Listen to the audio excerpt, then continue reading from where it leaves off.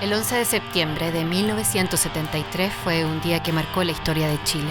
A 50 años del golpe de Estado cívico-militar, podemos dar fe que esa historia se sigue contando.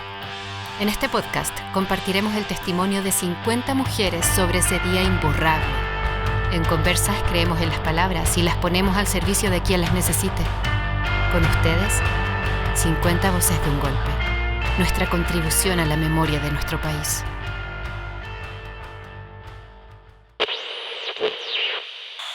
Mi nombre es Andrea Anfosi Gómez, soy hija de Sergio y de Engracia.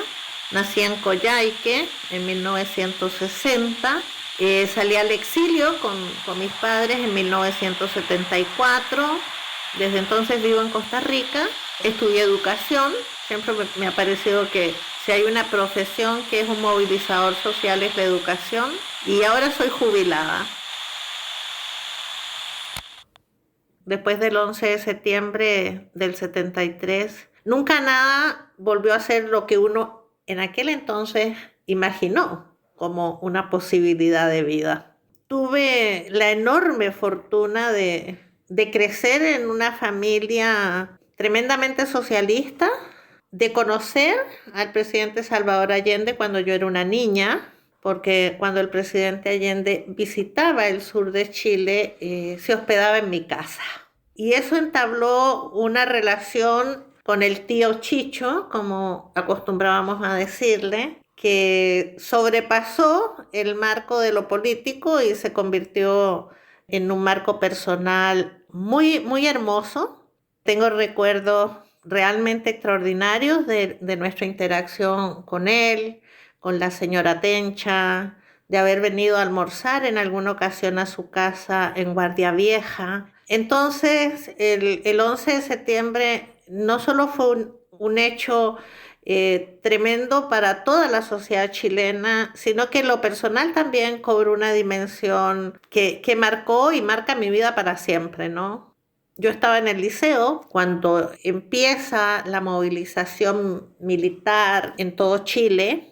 Y recuerdo claramente cómo se van desenlazando los hechos. Y en un momento aparece mi mamá en el liceo a buscarnos a mi hermano mayor y a mí. Yo tenía 12 años y mi hermano 13.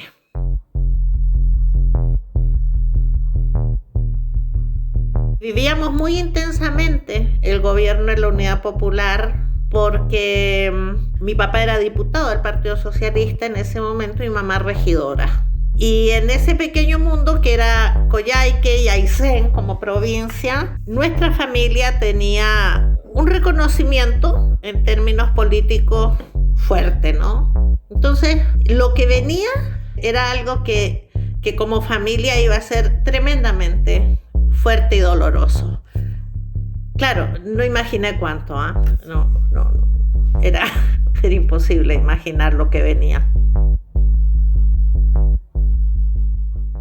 Así que, bueno, salimos del liceo con mi mamá, venía con mi abuelo en su auto, y la primera imagen que tengo al salir es ver el Liceo Fiscal de Coyhaique rodeado con algunos tanques del regimiento. Esa imagen se queda ahí, permanece ahí. Nos vamos a la casa de los abuelos, donde vivimos desde ese día hasta finales de noviembre que salimos de Coyhaique.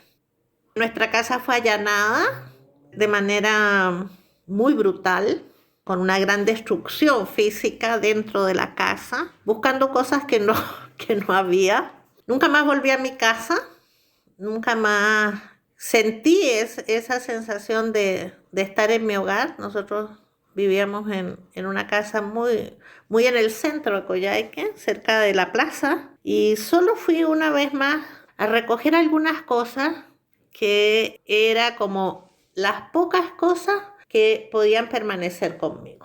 Vivimos dentro de la casa de mis abuelos, que por suerte tenía un patio grande porque somos 4 hermanos. Y entonces, bueno, no volvemos a vivir a nuestra casa por toda la inseguridad que esto conlleva, porque mi mamá trabajaba en el hospital de Coyhaique y hacía turnos de noche también.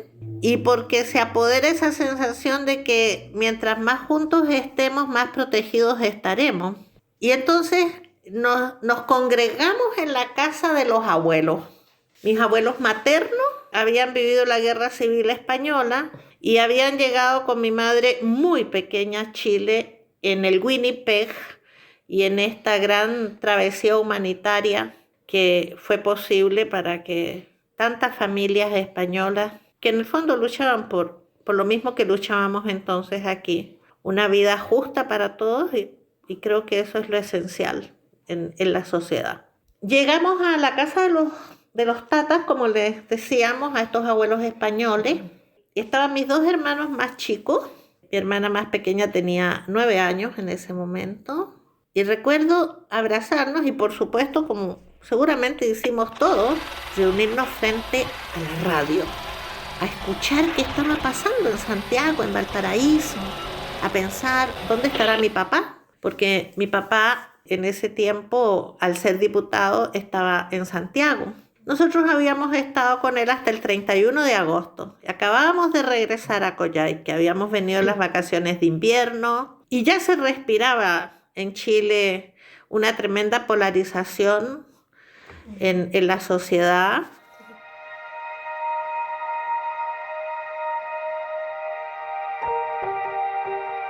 La casa de mis abuelos se convirtió casi en un refugio para amistades que por distintos momentos fueron llegando con sus hijos, la mayoría mujeres que sus maridos habían sido tomados presos ya, y estas mujeres solas con sus hijos se instalaron y fuimos como una gran comuna que vivíamos en la casa de los abuelos. Creo que llegamos a ser como 24 personas, sí. Era una dinámica muy, muy interesante.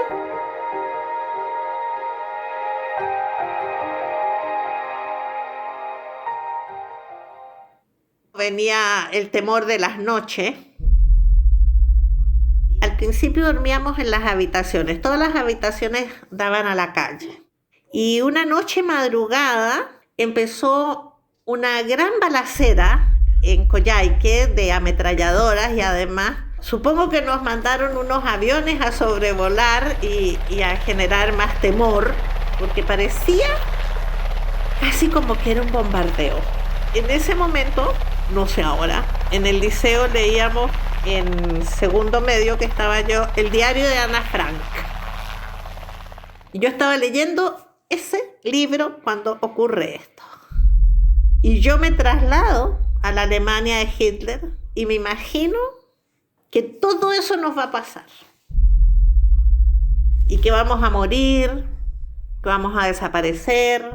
Y me pongo a pensar cómo la vida en ese instante cambia y se convierte en una absoluta situación incontrolable, inimaginable para nosotros y tremendamente frágil. Es decir, si el ser humano naturalmente frágil, en esas condiciones eres más vulnerable en todo sentido. Mi mamá teme, como supongo todas las mujeres de Chile, por la vida de los suyos, de sus hijos, porque le da horror a mi mamá que nos lleven, que nos detengan, a pesar de ser todavía niños, adolescentes, eso le da mucho miedo.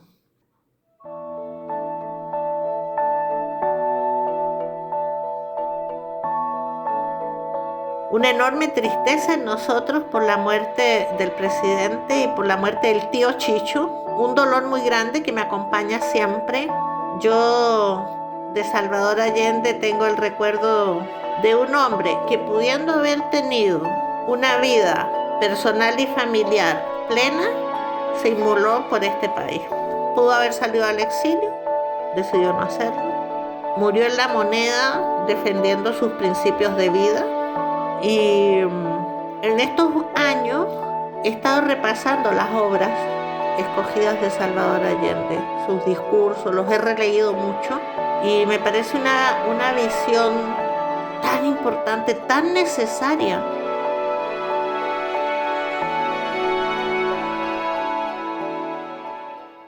Bueno, Uno puede pensar que tal vez alguien como yo a los 12 años no entendía nada, pero sí entendía todo. Porque crecí en una familia política, crecí con hechos políticos tan crueles como la Guerra Civil Española, crecí acompañando a mis padres a actividades, visitando las poblaciones con mi mamá cuando iba a las campañas de vacunación. Estudié en una escuela pública donde era evidente la diferencia socioeconómica y siempre me pareció injusto porque yo tenía la posibilidad de abrigarme bien en el invierno y tenía compañeras que no. Y recuerdo, debo haber tenido yo tal vez unos 8 años y en esa época el presidente Allende nos llevó de regalo un ajedrez.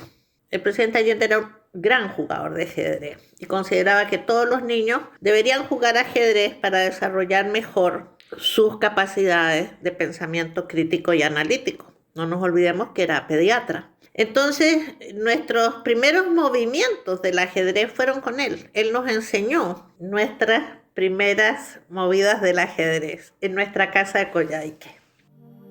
Y en uno de esos momentos, que eran cortos generalmente, porque siempre estaba muy ocupado, le pregunté qué era ser socialista. Porque a mí esto me llamaba la atención, tendría yo, sí, unos 8 años. Y no olvido que él me dice, ¿te gusta la vida que tú tienes? Sí.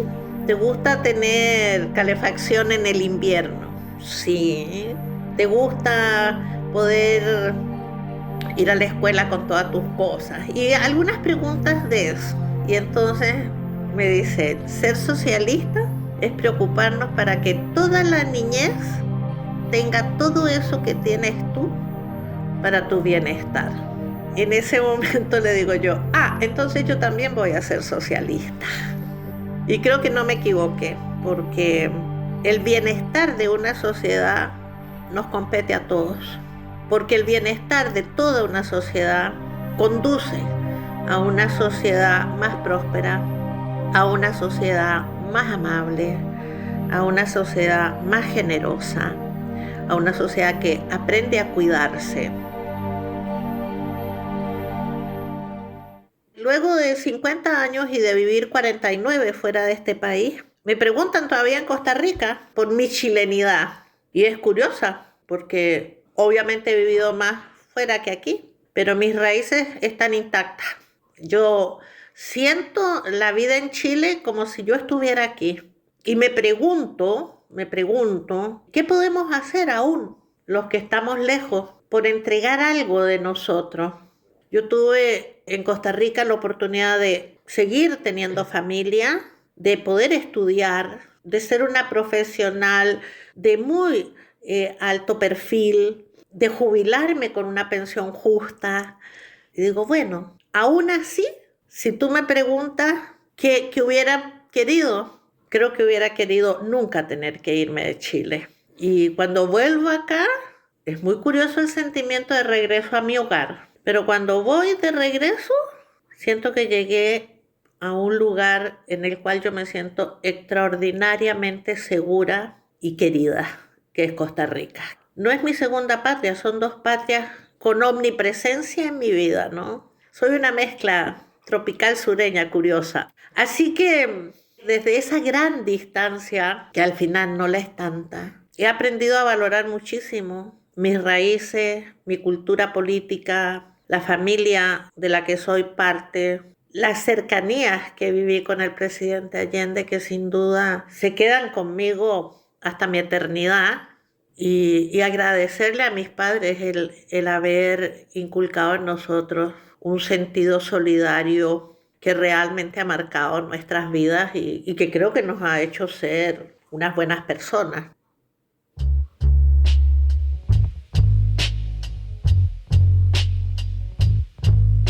Cuando miro a Chile en la distancia, me da tristeza ver un país tan desmoronado, tan lleno de rencores y de dolores imposibles de subsanar, porque nunca los vamos a subsanar. Yo también los tengo, yo también tengo rabia.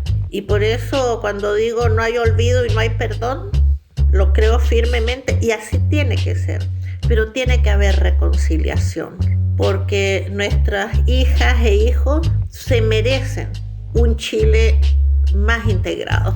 Y cuando miro al pasado, creo que todos deberíamos temer que algún día en nuestra patria se repitan hechos tan brutales como los que vivimos.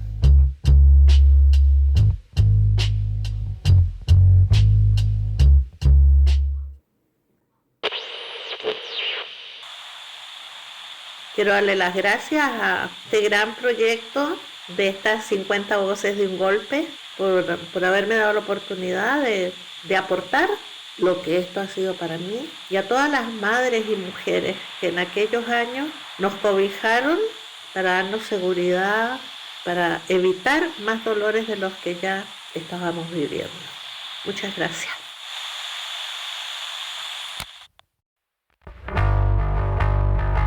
«50 voces de un golpe» es una idea original de Conversas, Oficina de Comunicaciones. Diseño sonoro, Francisca Alvier. Diseño gráfico, Constanza Fernández. Voz, Carolina Villanueva. Producción de entrevistas, equipo de periodistas de Conversas. Nuestros agradecimientos a todas las mujeres que generosamente quisieron ser parte de este trabajo, que busca hacer una contribución a la memoria de Chile a 50 años del golpe cívico-militar del 11 de septiembre de 1973.